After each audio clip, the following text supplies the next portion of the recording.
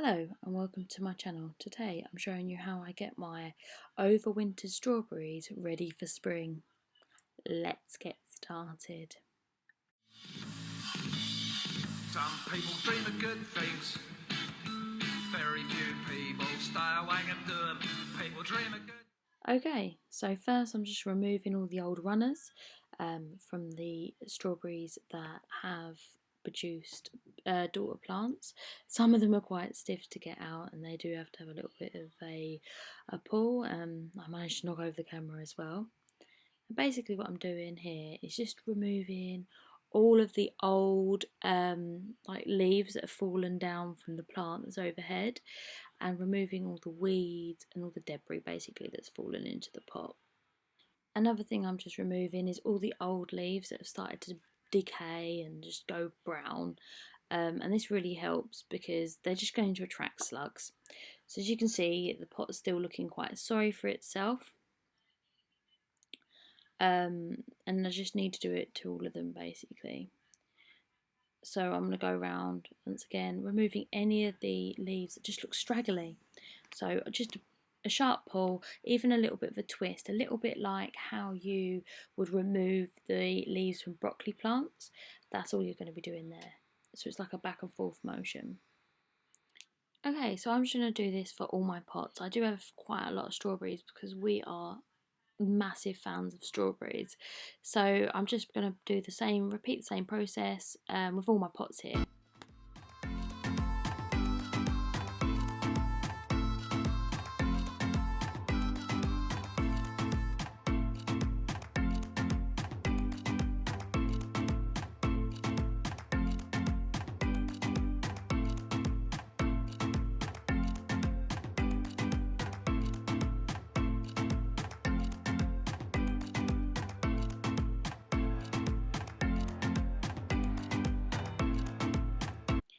Now I'm going to revitalise the soil. I'm using some bloodfish and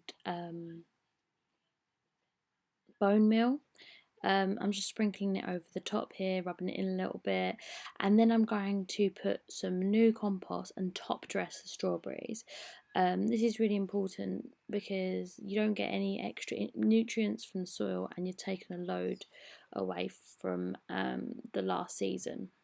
So, and it's a great way of repressing the weed seeds and making sure that nothing grows in there apart from your strawberries. I'll probably go ahead and put some hay and stuff on there when the strawberries start to sprout.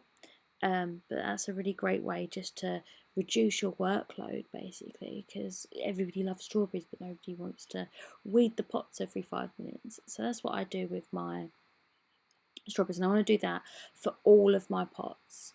Every time there's like a new growing season or anything like that, I just go ahead, sprinkle it around quite liberally, and then put over the top some extra compost just to freshen up the pots.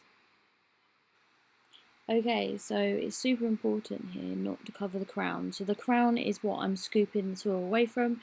In the middle, it's all the leaves are growing out of it. So make sure that you don't bury that because it will rot, and then you won't have any strawberries for the next season.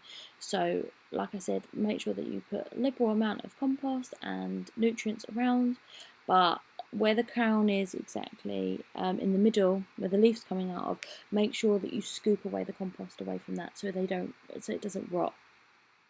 So I'm just showing you that now. So press it down, lovely, but just there I'm removing the compost away from the crown so that nothing gets too moist and rots. Okay, so I'm just going to go ahead and do this for the rest of my pots. It did take me quite a long while to do this. I think it took me about an hour or so. I do have quite a few plants, so I just carried on, listened to some music, and it was such a lovely day today, so it was an absolute joy to be outside. You wouldn't want to stay inside. So I did this, and then I watered them really, really well, and made sure that they have the best start for this growing season. As you can see, some of them I did actually have to repot because the pots were just too small. So that's also something that you need to look out for, whether the roots come to the bottom of the pot. Okay, so this is what it looks like after I did all my hard work, and I think they look amazing and I'm quite proud of them actually. Thanks for watching.